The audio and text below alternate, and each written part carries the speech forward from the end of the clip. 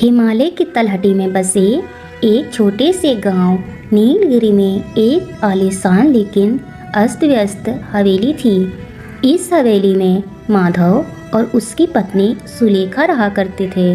माधव एक सीधा साधा धार्मिक और कर्मठ व्यक्ति था, जबकि सुलेखा अपने रूप और धन के अहंकार में डूबी रहती थी।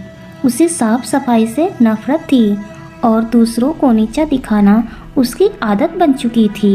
एक सुनहरी सुबह जब सूरज की किरणें हवेली की खिड़कियों से अंदर झांक रही थी, माधव ने देखा कि सुलेखा सोफे पर सो रही है और उसके चारों ओर मकड़ियों के जाले और धूल की परतें जमी हुई है। यहाँ तक कि उसकी रेशमी साड़ी पर भी अजीब काले कीड़े रेंग रहे थे। माधव ने गहरी सांस ली और बोला, अरे ये क्या देख रहा हूँ मैं? सुलेखा, जागो। मैंने कभी सोचा भी नहीं था कि कोई इंसान गंदगी के बीच इतनी बेफिक्री से सो सकता है। सुलेखा ने अधकुली आंखों से उसे देखा और तुनक कर बोली, क्या चिल्ला रहे हो तुम? हमारी शादी को 8 साल बीत गए और तुम आज भी मेरा चेहरा ऐसे देख रहे हो जैसे पहली बार देख रहे हो। क्या मैं इतनी सुंदर हूँ कि तुम्हारी नजरें नहीं हट रही? माधव ने सिर पकड़ लिया और कहा, सुंदरता? सुलेखा, तुम्हारी खूबसूरती के ऊपर बदसूरती के कीड़े रेंग रहे हैं। देखो तो सही, तुम्हारे चारों ओर कितनी गंदगी है। फर्श पर कीचड़ है, कोनों में जाले हैं और अब तो ये कीड़े तुम्हारे ऊपर भी चढ़ने लगे हैं। सुलेखा ने हाथ झटकते हुए कहा, रहने दो अपनी ये बातें, मुझे कोई फर्क नहीं पड़ता। यह घर जैसा है वैसा ही रहेगा। तुम्हें सफाई पसंद है तो खुद कर लो, मुझे नींद प्यारी है। माधव ने उसे चेतावनी देते हुए कहा, भाग्यवान, मेरी बात ध्यान से सुनो। आज शाम मेरे परम आदरणीय गुरुजी स्वामी जी यहाँ पधार रहे हैं। वे बहुत पहुंचे हुए संत हैं, लेकिन उन्हें अनुशासनहीनता और गंदगी से सख्त चिढ़ है। कृपया आज के लिए इस घर को थोड़ा व्यवस्थित कर लो। सुलेखा जोर से हंसी और बोली, गुरुजी, आए या कोई राजा, सुलेखा किसी के लिए नहीं बदलती। अगर उन्हें यहाँ रहना है तो इसी गंदगी में रहना होगा, वरना वे अपना रास्ता देख सकते हैं। मुझे किसी का डर नहीं है। माधव का दिल बैठ गया और उसने कहा, तुम नहीं जानती सुलेखा, गुरुजी की वाणी में सिद्धियां हैं। वे क्रोध में जो कह देते हैं वह पत्थर की लकीर बन जाता है। मत खेलो अपनी किस्मत से। शाम हुई, आसमान में काली घटाएं छाने लगी। तभी हवेली के द्वार पर एक तेजस्वी व्यक्ति का आगमन हुआ।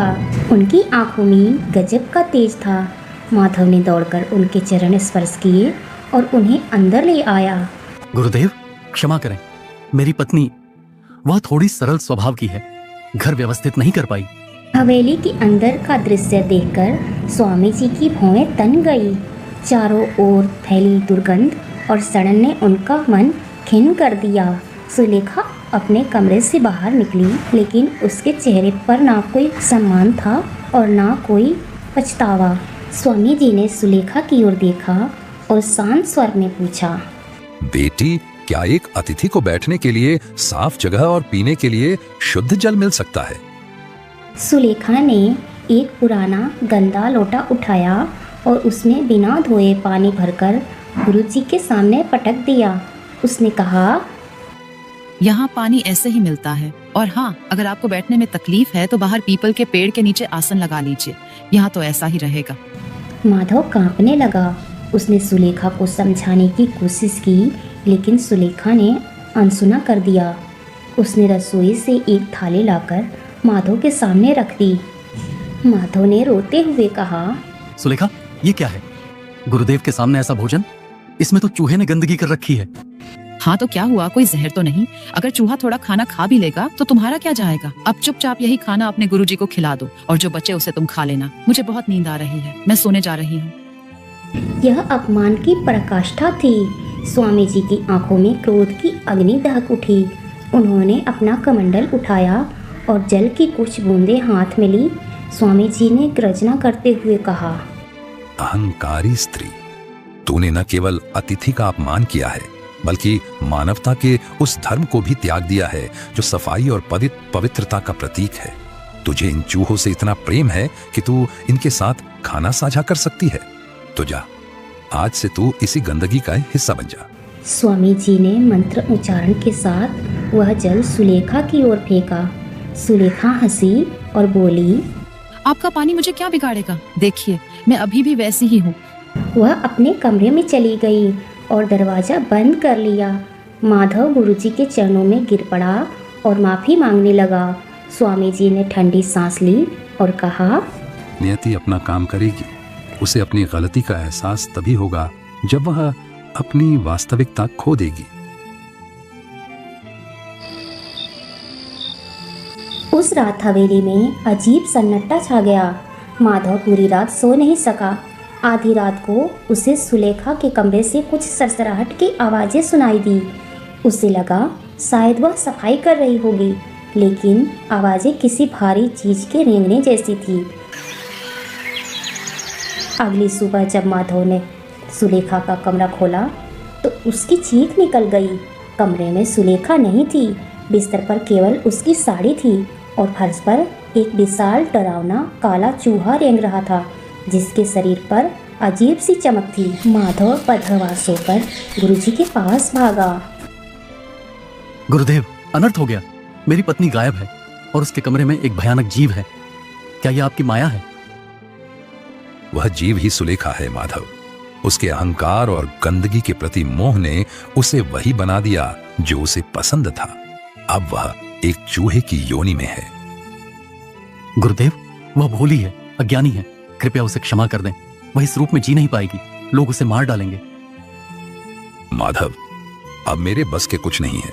हम श्राप तो दे सकते हैं, लेकिन वापस नहीं ले सकते। अब मैं कुछ नहीं कर सकता। तुम जाओ यहाँ से। इधर सुलेखा, जो अब एक विशाल चूहा बन चुकी थी, बहुत डरी हुई थी। उसे भूख लगी थी, लेकिन वह रसोई तक नहीं जा पा रही थी। जब उसने शीशे में अपनी परछाई देखी तो वह थर थर काँपने लगी। उसके वह हाथ जिन पर वह कीमती कंगन पहनती थी, अब चूहा का पैर बन चुके थे। उसका चेहरा, जिस पर उसे नाज था, अब वह भयानक मुखौटा बन चुका था। तभी हवेली के बाहर कुछ शोर सुनाई दिया। गांव के कुछ शिकारी और मजदूर हाथ में लाठियां और मसाले लेकर खड़े थे। उन्होंने खिड़की से उस विशाल चूहे को देखा। सुलेखा खिड़की के पास खड़ी थी। उसने देखा कि लोग उसे मारने के लिए आगे बढ़ रहे हैं। वह चिल्लाना चाहती थी। देखो, माधव की हवेली में कोई शैतानी जीव घुसा है। अगर यह बाहर निकल गया तो पूरे गांव के बच्चों को खा जाएगा। इसे मार डालो। मैं सुलेखा हूँ, मुझे मत मारो। लेकिन उसके गले से केवल एक घिनौनी सरसराहट निकल रही थी।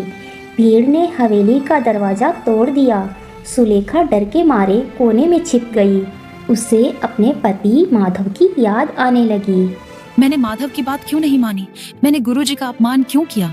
आज अगर मैं इंसान होती तो ये लोग मेरा सम्मान करते, लेकिन आज ये मुझे एक गंदगी समझने वाले कीड़े की तरह कुचलना चाहते हैं। एक शिकारी ने अपनी लाठी उठाई और सुलेखा पर वार करने ही वाला था कि तभी माधव वहां आ पहुंचा। वह सुलेखा के सामने खड़ा हो गया। रुक जाओ, इसे मत मारो, यह मेरी पत्नी है। माधव चिल्लाया। लोग हंसने लगे। माधव, पागल हो गए हो क्या? यह भयानक चूहा तुम्हारी पत्नी कैसे हो सकती है? हटो हमारे रास्ते से, वरना तुम भी मारे जाओगे। सुलेखा की आंखों से आंसू टपकने लगे।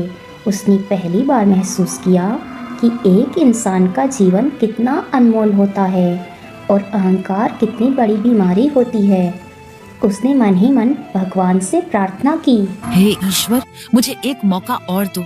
मैं अपनी पूरी जिंदगी सेवा और स्वच्छता में बिता दूंगी। मुझे इस नर्क से बचा लो। मैं हमेशा आपकी भक्ति करूंगी। तभी वहाँ कबीर साहब जी प्रकट हुए।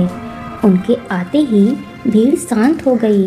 उन्होंने सुलेखा की ओर देखा, जो अब अपनी गर्दन झुकाकर पश्चाताप की मुद्रा में थी। कबीर साहब जी ने कहा, क्या तुम्हें अपनी भूल का एहसास हुआ? क्या तुम्हें समझ आया कि सुंदरता शरीर में नहीं, आचरण और पवित्रता में होती है? सुलेखा ने अपने सिर को जमीन पर रगड़कर माफी मांगी। उसकी आंखों से आंसू गिर रहे थे। हे भगवान, मुझे माफ कर दीजिए। मुझे माफ कर दो माधव।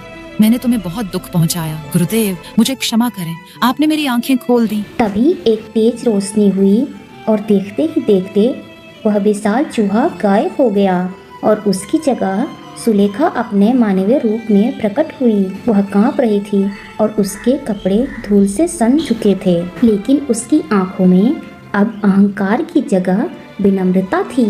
वह दौड़कर कबीर साहब जी के चरणों में गिर पड़ी। गांव के लोग यह चमत्कार देखकर दंग रह गए। कबीर साहिब जी ने आशीर्वाद देते हुए कहा, याद रखना बेटी, जब जीव माता के गर्भ में होता है तो वह बहुत ही कष्टदायक स्थिति में होता है। वहां वह भगवान से निरंतर प्रार्थना करता है और एक संकल्प लेता है। गर्भ के संकुचित स्थान और नरक जैसी गंदगी के बीच जीव त्राही त्राही करता है। वह परमात्मा से कहता है, हे प्रभु, मुझे इस नरक से बाहर निकालो। वह भगवान से वादा करता है कि जैसे ही वह इस संसार में कदम रखेगा, वह केवल परमात्मा का नाम जपेगा और भक्ति करेगा। वह कहता है कि मैं माया के चक्कर में नहीं पड़ूंगा और अपना जीवन सफल बनाऊंगा। गर्भ में जीव को अपने पिछले जन्मों का ज्ञान होता है और वह अपनी गलतियों पर पछताता है। बाहर आने के बाद की स्थिति माया का जाल। जैसे ही बच्चा बाहर आता है और उसे सांसारिक हवा लगती है, माया अपना खेल शुरू कर देती है। जैसे ही जीव बाहर आता है, उसे अपनी पिछली प्रतिज्ञा याद नहीं रहती।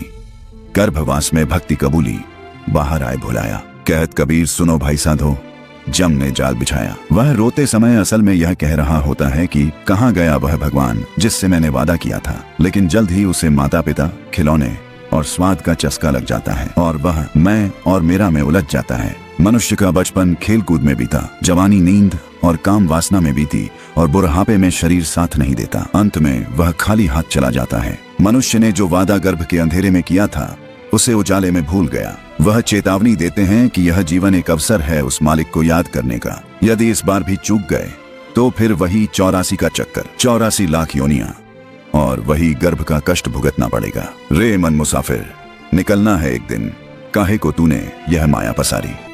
उस दिन से नीलगिरी की वह हवेली बदल गई। सुलेखा ने खुद अपने हाथों से हवेली के कोने कोने को साफ किया। अब केवल अपने घर को ही नहीं, बल्कि वह बाहर गलियां और मंदिर मस्जिद को भी साफ रखती थी। माधव और सुलेखा का जीवन अब शांति से भर गया था। वह दोनों कबीर साहिब जी से नाम दीक्षा लेकर सतभक्ति करने लगे। आज तुम वाकई दुनिया की सबसे खूबसूरत महिला लग रही हो। यह खूबसूरती बाहर की नहीं, अंदर की शांति की है। अब मुझे सफाई करने से डर नहीं लगता, क्योंकि मैंने अपने अंदर के अहंकार सफाई दिया है। और इस तरह से एक श्राप ने एक जीवन को उजाड़ने से बचाया, उसे संवार दिया।